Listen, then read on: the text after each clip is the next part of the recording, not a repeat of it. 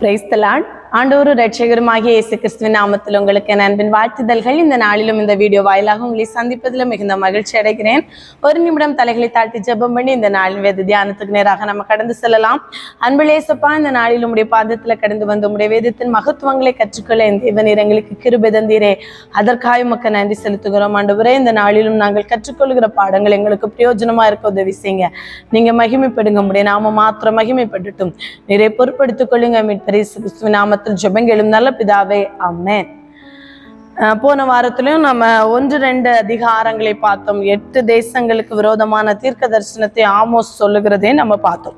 இப்போ 3ஆம் அதிகாரம், 4ஆம் அதிகாரம், 5வது அதிகாரம், இந்த 3 அதிகாரங்களும் எதை பற்றி சொல்லப்பட்டிருக்கிறதுனா, இஸ்ரவேலுக்கு விரோதமான, அதாவது இஸ்ரவேல் தேசத்துக்கு விரோதமான நியாய தீர்ப்பை குறித்து இந்த 3 அதிகாரங்களும் சொல்லப்பட்டிருக்கிறதை நம்ம பார்க்க முடியும். முதல் 2 அதிகாரத்துல 8 தேசங்களுக்கான நியாய தீர்ப்பை சொல்லி கடைசியாக இஸ்ரவேல் தேசத்துக்கு ஆன நியாய தீர்ப்பை சொல்லி முடித்திருப்பார். இப்போ இந்த இஸ்ரவேல் தேசம், அதாவது ஆமோசனுடைய முக்கிய நோக்கமே என்னது? இஸ்ரவேல் தேசத்துக்கு விரோதமாக தீர்க்க தரிசனம் சொல்லும்படியாக தெற்கு ராஜ்யமான யூதேயாவிலிருந்து வந்தவர் தான் இந்த யாரு? இந்த ஆமோஸ் தீர்க்கதரிசி. இவர் என்ன சொல்லுகிறார் என்றால், 3ஆம் அதிகாரத்திலிருந்து 6ஆம் அதிகாரம் முடிய வரைக்கும் என்னென்றால் 3, 4, 5, 6 இந்த 3ஆம் அதிகாரத்திலிருந்து 6ஆம் அதிகாரம் முடிய வரைக்கும் இஸ்ரவேல் தேசத்துக்கு விரோதமான நியாய தீர்ப்பை குறித்து சொல்லப்பட்டிருக்கிறதை நம்ம பார்க்க முடியும். இப்ப இந்த 3ஆம் அதிகாரத்துல என்ன சொல்லப்படுறது? தெரிந்து கொள்ளப்பட்ட தேசத்திற்கு விரோதமான நியாய தீர்ப்பு, தெரிந்து கொள்ளப்பட்ட தேசத்திற்கு விரோதமான நியாய தீர்ப்பை 3ஆம் அதிகாரத்துல சொல்லப்படுகிறது பார்க்க முடியும். இதுல என்ன சொல்கிறார்? இஸ்ரவேல் புத்திரரே, கர்த்தராகிய நான் எகிப்து தேசத்திலிருந்து வர பண்ணின முழு குடும்பமாகிய உங்களுக்கு விரோதமாகிய சொல்லிய இந்த வசனத்தை கேளுங்கள். எகிப்து தேசத்திலிருந்து வர பண்ணின முழு குடும்பமாகிய உங்களுக்கு விரோதமாக சொல்லிய இந்த வசனத்தை கேளுங்கள். பூமியின் எல்லா வம்சங்களுக்குள்ளும் உங்களை மாத்திரம் அறிந்து கொண்டேன், ஆகையால் உங்களுடைய எல்லா அக்கிரமங்களின் நிமித்தமும் உங்களை தண்டிப்பேன். ஆண்டவர் சொல்லுகிற வார்த்தை முழு குடும்பமாகிய அப்படின்னு சொல்லும் போது 12 கோத்திரத்துக்கும் ஆண்டவர் சொல்லுகிறார். என்ன சொல்லுகிறார்?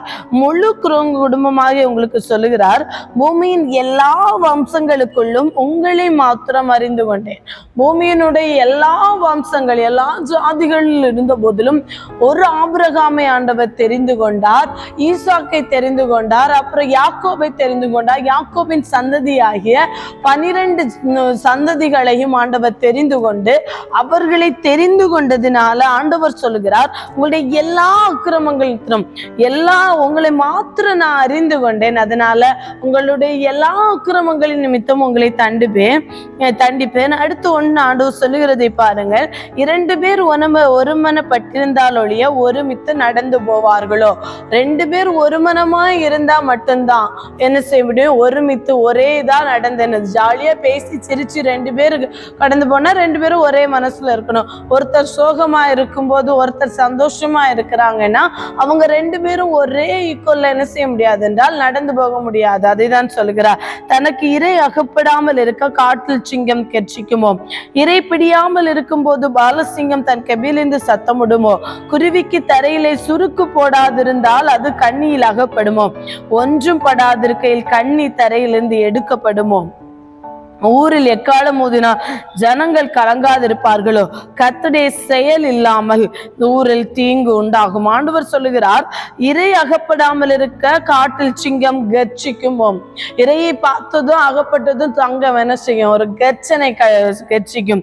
இறை பிடியாமல் இருக்கும் போது பாலசிங்கம் தன் கெபியிலிருந்து சத்தமிடுமோ? குருவிக்கு தரையில சுருக்கு போடாதிருந்தால் அது கண்ணியில் அகப்படுமோ? ஒரு பொறி வச்சிருந்தாதான் என்ன செய்ய முடியும்? குருவி அகப்படும். ஒன்றும் அகப்படாது இருக்கும் போது அந்த கண்ணியை யாராவது எடுப்பாங்களா? எடுக்க மாட்டாங்க. ஊரில் எக்காலம் ஊதினால் ஜனங்கள் கலங்காது இருப்பாங்களோ? கர்த்தருடைய செயல் இல்லாமல் ஊரில் தீங்கு உண்டாகுமோ? கர்த்தருடைய செயல் இல்லாம எந்த தேசத்திலேயாவது எந்த ஊர்லயாவது தீங்கு உண்டாகுமோ? அதை தான் சொல்லுகிறார். கர்த்தராகிய ஆண்டவர் தீர்க்கதரிசிகளாகிய தம்முடைய ஊழியக்காரருக்கு தமது ரகசியத்தை வெளிப்படுத்தாமல் ஒரு காரியத்தையும் செய்யார். சிங்கம் கட்சிக்கிறது யார் பயப்படாதிருப்பான்? கர்த்தராகிய ஆண்டவர் பேசுகிறார், யார் தீர்க்க தரிசனம் சொல்லாதிருப்பான்? அந்த இடத்துல ஆமோஸ் சொல்லுகிறார், சிங்கம் கர்ச்சிக்கிறது யார் பயப்படாதிருப்பான்? கர்த்தராகிய ஆண்டவர் பேசுகிறார், யார் தீர்க்க தரிசனம் தீர்க்க தரிசனம் சொல்லாதிருப்பான்? ஆண்டவர் பேசுகிறார், யாரு தீர்க்க தரிசனம் சொல்லாதிருக்க முடியும் என்று சொல்லுகிறதை பார்க்க முடியும். நீங்கள் சமாரியாவின் பர்வதங்களில் வந்து கூடி அது நடுவில் நடக்கிற பெரிய கலகங்களையும் அதற்குள் செய்யப்படுகிற இடுக்கண்களையும் பாருங்கள் என்ற அஸ்தோத்தின் அரண்மனைகள் மேலே எகிப்து தேசத்தின் அரண்மனைகள் மேலும் கூறுங்கள். அவர்கள் செம்மையானதை செய்ய அறியாமல் தங்கள் அரண்மனைகளில் கொடுமையையும் கொள்ளையையும் குவித்துக் கொள்கிறார்கள் என்று கர்த்தர் சொல்கிறார். அவர்கள் செம்மையானதை செய்ய அறியாமல் தங்கள் அரண்மனைகளில் கொடுமையையும் கொள்ளையையும் குவித்துக் கொள்ளுகிறார்கள். இந்த இஸ்ரவேல் ஜனங்கள் என்ன செய்கிறார்களாம்? செம்மையானதை செய்ய அறியாமல் அரண்மனைகளில் கொடுமையையும் கொள்ளையும் குவித்துக் கொள்ளுகிறார்கள். ஆகையால் சத்துரு வந்து என்ன செய்வானாம்? தேசத்தை சூழ்ந்து கொண்டு உன் பலத்தை உன்னிலிருந்து அற்று போக பண்ணுவான். அப்பொழுது உன் அரண்மனைகள் கொள்ளையிடப்படும் என்று கர்த்தர் சொல்கிறார். என்னது? தேசத்துக்கு ஆண்டவர் சொல்லுகிற நியாய தீர்ப்பு என்ன? தேசத்தை சூழ்ந்து கொண்டு சத்ரு தேசத்தை சூழ்ந்து கொண்டு உன் பலத்தை உன்னிலிருந்து அற்று போக பண்ணுவான். அப்பொழுது உன் அரண்மனைகள் கொள்ளையிடப்படும் என்று கர்த்தராகிய ஆண்டவர் சொல்லுகிறார். மேலும் ஒரு மேய்ப்பன் 2 கால்களையாவது ஒரு காதின் துண்டையாவது சிங்கத்தின் வாயிலிருந்து பிடுங்கி தப்புவிப்பா போல் சமாரியாவில் குடியிருக்கிற இஸ்ரவேல் புத்திரர் ஒரு படுக்கையின் மூலையில் இருந்தும் ஒரு மஞ்சத்தின் மேலிருந்து தப்பிக்கப்படுவார்கள் என்று கர்த்தர் சொல்லுகிறார். ஆண்டவர் என்ன சொல்லுகிறார்? அந்த இடத்துல ஒரு ஆட்டுக்குட்டியை சிங்கம் வந்து சிங்கம் வந்து பிடிக்கும் போது என்ன செய்வாங்க? எப்படியாவது அதை தப்புவிக்க மாட்டோமான்னு சொல்லி அதை காதை பிடிச்சு இழுக்கவோ செய்து ஒரு காதையாவது அதிலிருந்து விடுவிப்பாங்கல்ல. அப்படி தப்புவித்து அதனால ஏதாவது பிரயோஜனம் இருக்குமா? அப்படிப்பட்ட சூழல் இந்த இஸ்ரவேல் தேசத்துக்கு உண்டாகும் என்பதை சொல்லுகிறார். நீங்கள் கேட்டு யாக்கோபு வம்சத்தாருக்குள்ளே சாட்சிக்க அறிவிக்க வேண்டியது சேனைகளின் தேவனாகிய கர்த்தராகிய ஆண்டவர் சொல்கிறது என்னவென்றால், நான் இஸ்ரவேலுடைய பாதகங்கள் நிமித்தம் அவனை விசாரிக்கும் நாளிலே நான் பெத்தேலின் பலிபீடங்களை விசாரிப்பேன். பலிபீடத்தின் கொம்புகள் வெட்டுண்டு தரையிலே விழும். மாரிக்காலத்து வீட்டையும் கோடை காலத்து வீட்டையும் அழிப்பேன்.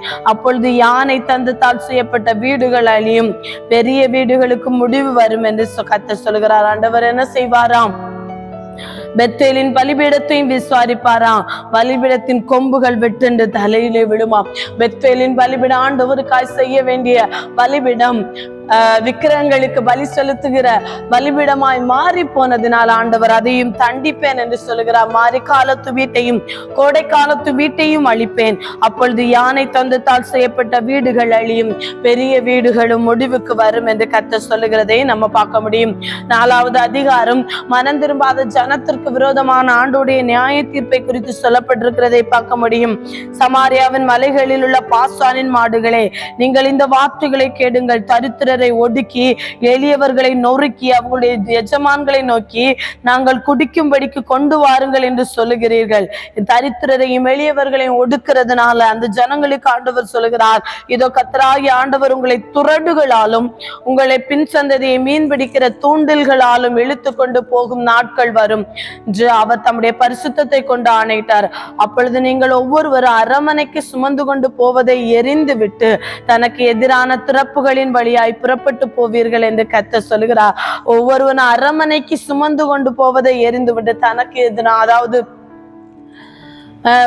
அதாவது இஸ்ரவேல் தேசத்தின் அரண்கள் அதனுடைய மதில்கள் எல்லாம் இடிக்கப்படும் போது தனக்கு எதிரான இருக்கிற திறப்புகள் அரண்மனைக்கு கொண்டு போகிறதை விட்டுட்டு அரண்மனைக்கு சுமந்து கொண்டு போகிறதை விட்டு தனக்கு எதிராக ஏதாவது திறப்பு இருக்குதா அந்த திறப்பின் வழியாய் ஓடி போய் எப்படியாவது விடுவிக்கப்படலாமோ என்று நினைக்கிற ஒரு நாள் வரும். பெத்தேலுக்கு போய் துரோகம் பண்ணுங்கள். ஆண்டவருடைய வார்த்தையை பாருங்க. பெத்தேலுக்கு போய் துரோகம் பண்ணுங்கள். கில்காலுக்கு போய் துரோகத்தை பெருக பண்ணி காலைதோறும் உங்கள் பலிகளையும் 3ஆம் வருஷத்துல உங்கள் தசம்பாங்களையும் செலுத்தி புளித்த மாவுள்ள ஸ்தோத்திர பலியோட தூபம் காட்டி உற்சாக பலிகளை கூறி தெரியப்படுத்துங்கள். இஸ்ரவேலரே, இப்படி செய்வதே உங்களுக்கு பிரியம். இஸ்ரவேலுடைய பிரியம் என்ன? ஆண்டவருடைய பலியை செலுத்துவதல்ல, ஆண்டவருக்காய் பரிசுத்தமாய் வாழ்வதல்ல. அவருடைய இது பெத்தேலிலும் கில்காலிலும் துரோகத்தை பெருக பண்ணி அவர்கள் என்ன செய்வார்களாம்? 3ஆம் வருஷத்திலே தசமபாகங்களை செலுத்துவாங்க. அது ஆண்டவருக்கு அல்ல, ஆசாரியர்களுக்கு அல்ல, லேவியர்களுக்கு அல்ல. எப்படி பலி செலுத்துவாங்களாம்? புளித்த மாவு ஒன்றும் என்ன செய்யக்கூடாது, அந்த புளிப்பில்லாத அப்பத்தை வைத்துதான் ஆண்டவருக்கு பலி செலுத்த விட முடியும். ஆனா இந்த இடத்துல அவர்களுடைய பிரியம் என்ன? புளித்த மாவுள்ள ஸ்தோத்திர பலியோட தூபம் காட்டி உற்சாக பலிகளை பூரி தெரியப்படுத்துறது அவங்களுக்கு இஸ்ரவேல் ஜனங்களுடைய பிரியமாய் காணப்பட்டது. இஸ்ரவேல் ஜனங்கள் எதை விரும்பினார்கள்? துரோகம் பண்ணுவதை விரும்பினார்கள். அவர்கள் என்னத்தை செலுத்தினார்கள்? பலி செலுத்துவது. எப்படி பலி செலுத்தினார்கள்? புளித்த மாவுள்ள ஸ்தோத்திர பலியை ஆண்டவருக்கு செலுத்தினார்கள். இப்படி செய்வதுதான் ஆண்டவர் அவர்களுக்கு பிரியமாய் காணப்பட்டின். அதனால ஆண்டவர் என்ன சொல்லுகிறாராம்? 6வது வசனத்திலிருந்து சொல்லுகிறதை பார்க்க முடியும். ஆகையால் நான் உங்கள் பட்டணங்களில் எல்லாம் உங்கள் பல்லுகளுக்கு ஓய்வையும் உங்கள் ஸ்தலங்களில் எல்லாம் அப்ப குறைவையும் கட்டளையிட்டேன். ஆகலும் நீங்கள் என்னிடத்தில் முதலாவது ஆண்டவர் என்ன செய்தார்? பல்லுக்கு ஓய்வு. அப்படி என்றால் ஆகாரம் இல்லாமல், இறைச்சியை காணாமல் பல்லுக்கு ஓய்வையும் அப்ப குறைவையும் ஆண்டவர் கட்டளையிட்ட போதும் அவர்கள் என்ன செய்யவில்லையாம்? ஆண்டவரண்டை திரும்ப முடியலையாம். அறுப்பு காலம் வரை இன்னும் 3 மாதம் இருக்கும் போதே மழையை ஆண்டவர் தடுத்து பார்த்தார். ஒரு பட்டணத்தின் மேல் மழை பெய்தது, மறு பட்டணத்தின் மேல மழை பெய்யாமல் இருக்க பண்ணினார். ஒரு வயல்ல மழை பெய்தது, மழை பெய்யாத மற்ற வயல் காய்ந்து போனது. இதையெல்லாம் பார்த்த போதிலும் இது ஆண்டவருடைய செயல் என்று இஸ்ரவேல் ஜனங்கள் புரிந்து மனம் திரும்பாமல் போனார்கள். 2-3 பட்டணங்களில் மனுஷ தண்ணீர் குடிக்க ஒரே பட்டணத்துக்கு போய் அலைந்தும் தாகம் தீர்த்து கொள்ளவில்லை. ஆகிலும் நீங்கள் என்னிடத்தில் திரும்பாமற் போனீங்க.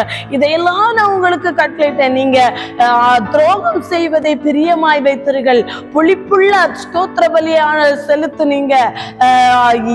தேவையில உற்சாகமாய் பலி செலுத்துனீங்க விக்கிரகங்களுக்கு.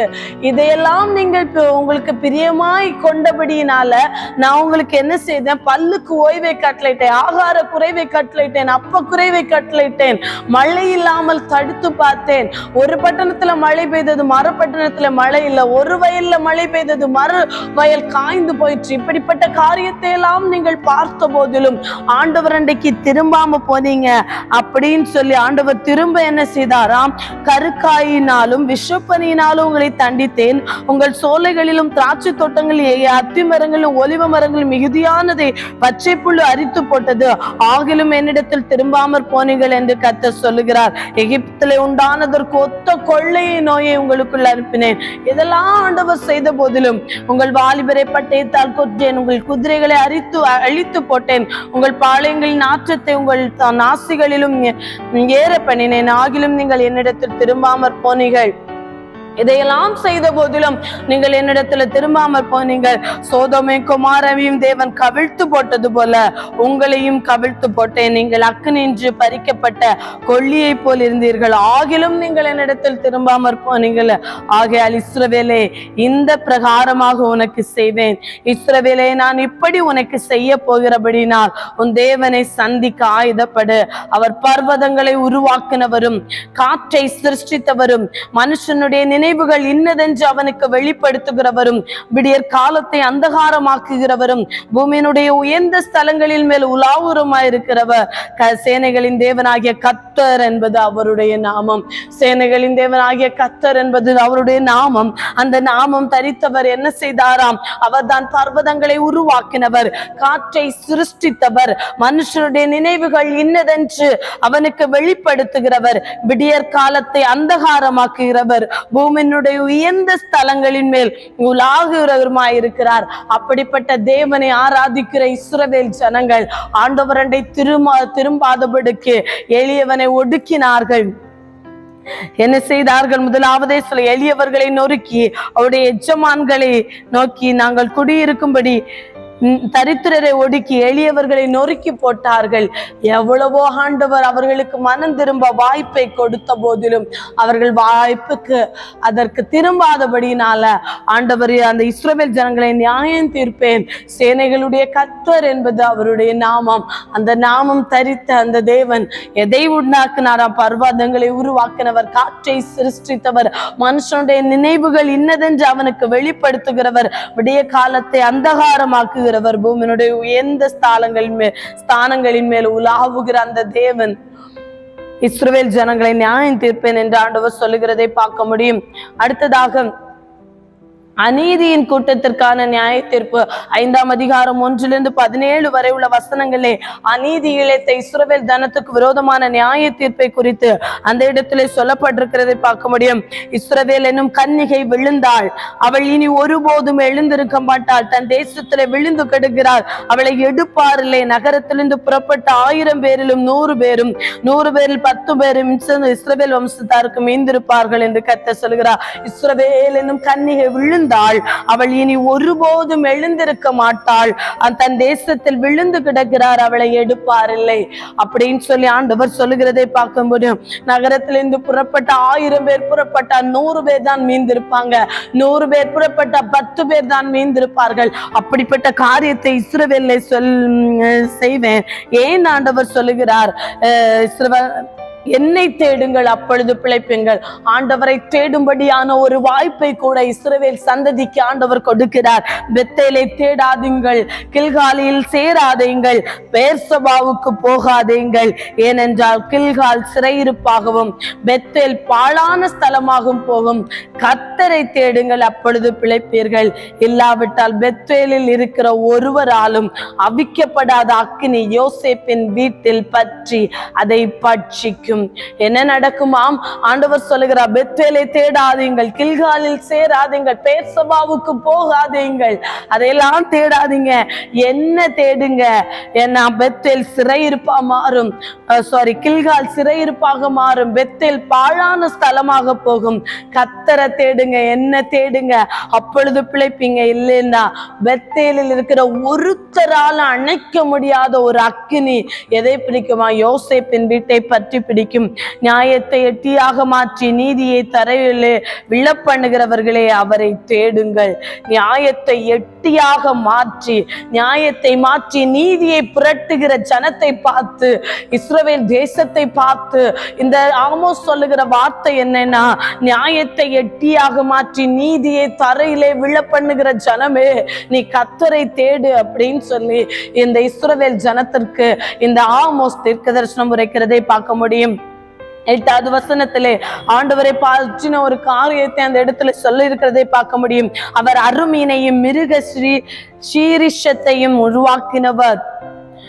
அவர் மரண இருளை விடியற்காலமாக மாற்றி பகலை ராத்திரியாக அந்தகாரப்படுத்துகிறவர். அவர் சமுத்திரத்தின் தண்ணீர்களை வரவழைத்து அவர்களை பூமியின் விசாலத்தின் மேல் ஊற்றுகிறவர். கர்த்தர் என்பது அவருடைய நாமம். ஆண்டவர் எப்படிப்பட்டவரா? அவர் அருமினையும் மிருக சிரீஷத்தையும் உண்டாக்குனவர், எல்லாவற்றையும் உருவாக்கினவர். அவர் மரண இருளை விடியற்காலமாக மாற்றி விடியற்காலமாக மாற்றவும் பகலை ராத்திரியாக மாற்றவும் கூடிய ஒரே தேவன் அவர்தான். அவர் சமுத்திரத்தின் தண்ணீர்களை வரவழைத்து அவைகளை பூமியின் மேல் விசாலத்தின் மேல் ஊற்றுகிறவர். கர்த்தர் என்பது அவருடைய நாமம்.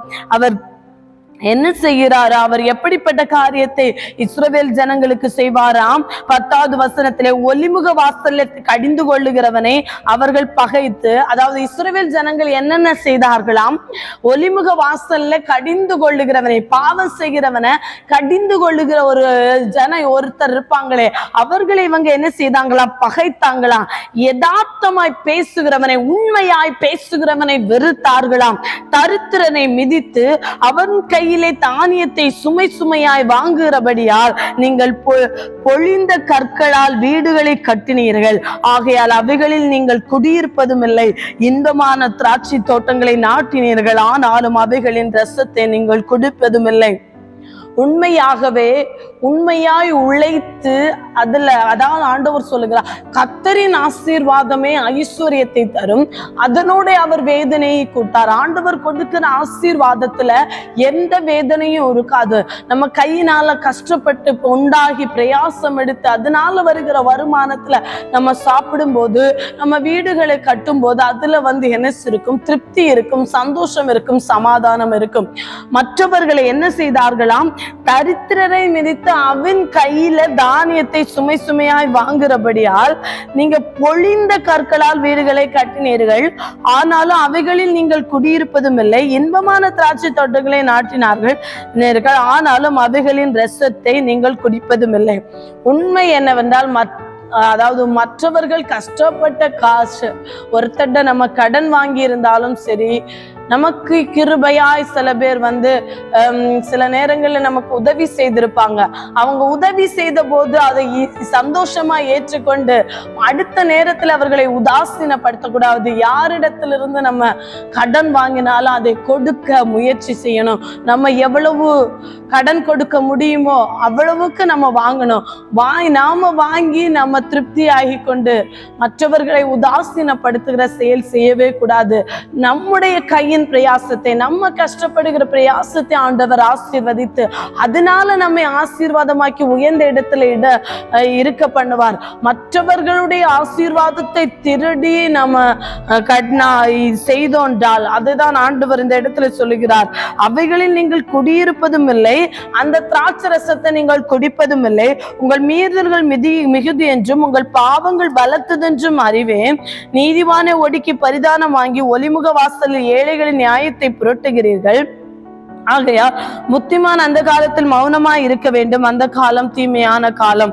நீங்கள் பிழைக்கும்படிக்கு தீமையை அல்ல நன்மையை தேடுங்கள், அப்பொழுது நீங்கள் சொல்லுகிறபடியே சேனைகளின் தேவனாகிய கர்த்தர் உங்களோட இருப்பார். பிழைக்கும்படி தீமையை அல்ல. அந்த அடுத்த வசனத்துல சொல்லுகிறதை பாருங்க, நீங்கள் தீமையை வெறுத்து நன்மையை விரும்பி ஒலிமுக வாசலில் நியாயத்தை நிலைப்படுத்துங்கள். ஒருவேளை சேனைகளின் தேவனாகிய கர்த்தர் யோசேப்பிலே மீதியானவர்களுக்கு இறங்குவார். ஒருவேளை நீங்க இதை செய்யுங்க. ஒருவேளை யோசேப்பிலே மீதியானவர்களுக்கு கர்த்தர் இறங்குவார். அதெல்லாம் ஆண்டவரும் சேனைகளின் தேவனுமாகிய கர்த்தர் சொல்லுகிறது என்னவென்றால், எல்லா தெருக்களிலும் புலம்பல் உண்டாகும், எல்லா வீதிகளிலும் ஐயோ ஐயோ என்று ஓலமிடுவார்கள். பயிரிடுகிறவர்களை துக்கம் கொண்டாடுகிறதற்கு ஒப்பாரி பாட அறிந்தவர்களை புலம்புகிறதற்கும் வரவழைப்பார்கள். எல்லா திராட்சை தோட்டங்களிலும் புலம்பல் உண்டாயிருக்கும். நான் உன் நடுவே கடந்து போவேன் என்று கர்த்தர் சொல்லுகிறார். தீமையை வெறுத்து நன்மையை விரும்பி ஒலிமிக வாசல்ல நியாயத்தை நிலைப்படுத்துங்கள். ஒருவேளை சேனைகளின் தேவனாகிய கர்த்தர் யோசேப்பிலே மீதியானவர்களுக்கு இறங்குவார். ஒருவேளை ஆண்டவர் இறங்குவார். தயவாய் தீமையை வெறுத்து நன்மையை விரும்புங்கன்னு சொல்லி இஸ்ரவேல் ஜனங்களுக்கு சொல்லுகிற வார்த்தையை நம்ம பார்க்க முடியும். அடுத்ததாக 5ஆம் அதிகாரம் 18வது வசனத்திலிருந்து 6ஆம் அதிகாரம் முடிய ஐஸ்வர்யவான்களுக்கு ஆன நியாய தீர்ப்பை குறித்து ஆண்டவர் அந்த இடத்துல சொல்லுகிறதை பார்க்க முடியும். அதுல 18, 19, 20 வசனத்திலே கர்த்தருடைய நாளை குறித்து அந்த இடத்துல சொல்லுகிறதை பார்க்க முடியும். கர்த்தருடைய நாளை விரும்புகிறவர்களுக்கு ஐயோ, அதனால் உங்களுக்கு என்ன உண்டு? கர்த்தருடைய நாள் வெளிச்சமாயிராமல் அந்தகாரமாயிருக்கும். கர்த்தருடைய நாள் வெளிச்சமாயிருக்காது, அது அந்தகாரமாயிருக்கும். சிங்கத்துக்கு தப்புனவனுக்கு கதடி எதிர்பட்டது போலவும், அல்லது வீட்டுக்குள்ளே வந்து சுவரின் மேல் தன் கையை வைத்த போது பாம்பு அவனை கடித்தது போலவும் இருக்கும். கர்த்தருடைய நாள் வெளிச்சமாயிராமல் இருளும் பிரகாசமாக மற்ற அந்தகாரமுமாய் இருக்கும் அல்லவோ. அப்படிப்பட்ட ஒரு நாள் இஸ்ரவேல் ஜனங்களுக்கு விரோதமாய் வரப்போகிறது. அதனால தீமையை வெறுத்து நன்மையை விரும்பும்படியாக ஜனங்களுக்கு சொல்லுகிற காரியத்தை நம்ம பார்க்க முடியும். அடுத்ததாக, உங்கள் பண்டிகைகளை பகைத்து வெறுக்கிறேன், உங்கள் ஆசரிப்பு நாட்களில் எனக்கு பிரியமில்லை, உங்கள் தகன பலிகளையும் போஜன பலிகளையும் எனக்கு படைத்தாலும் நான் அங்கீகரிக்க மாட்டேன், கொழுமையான உங்கள் மிருகங்களின் ஸ்தோத்திர பலியில் நான் நோக்கி பார்க்க மாட்டேன், உங்கள் பாட்டுகளின் இரைச்சல் என்னை விட்டு அகன்று உன் வீணைகளின் ஓசை நான் கேட்க மாட்டேன். நியாயம் தண்ணீரை போலவும் நீதி வற்றாத நதியை போலவும் புரண்டு வர கடவுது. இஸ்ரவேல் வம்சத்தாரே, அதாவது ஆண்டவர் என்ன சொல்லுகிறார், உங்கள் பண்டிகைகளை பகைத்து வெறுக்கிறேன், உங்கள் ஆசரிப்பு நாட்கள்ல எனக்கு பிரியமில்லை, உங்கள் தகன பலியும் போஜன பலி படைத்தாலும் நான் அங்கீகரிக்க மாட்டேன், உங்கள் மிருகங்களின் ஸ்தோத்திர பலிகளை நான் நோக்கி பார்க்க மாட்டேன், உங்கள் பாட்டுகளின் இறைச்சல் என்னை விட்டு அகன்று உன் வீணைகளின் ஓசையை நான் கேட்க மாட்டேன். ஏன்னா நியாயம் தண்ணீரை போலவும் நீதி வற்றாத நதியை போலும் புரண்டு வர கடவுது.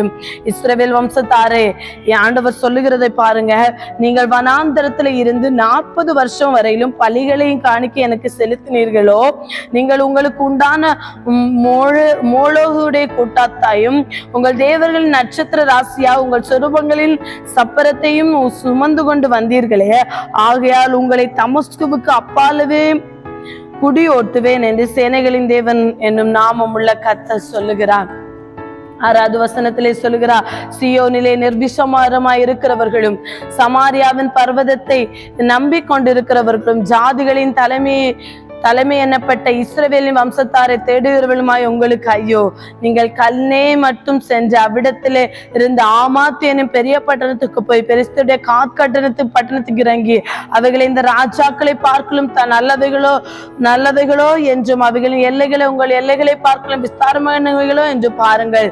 தீங்கு நாள் தூரம் என்று எண்ணி கொடுமையின் ஆசனம் கிட்டி வரும்படி செய்து தந்த கட்டில்களில் படுத்து கொண்டு தங்கள் அதாவது தீங்கு வர்றதுக்கு இன்னும் நாள் இருக்கு என்று சொல்லி என்ன செய்வாங்களாம், தந்த கட்டில்களில் படுத்து கொண்டு தங்கள் மஞ்சள்களின் மேல் சௌக்கியமாய் சயனித்து மந்தையில் உள்ள ஆட்டுக்குட்டிகளை மாட்டு தொழுவத்துள்ள கன்றுக்குட்டிகளையும் தின்று தம்புரை வாசித்து பாடி தாவீதை போல் கீத வாத்தியங்களை தங்களுக்கு உண்டு பண்ணி பெரிய பாத்திரங்களில் மதுபானத்தை குடித்து சிறந்த பரிமள தைலங்களை பூசிக்கொள்கிறார்கள்.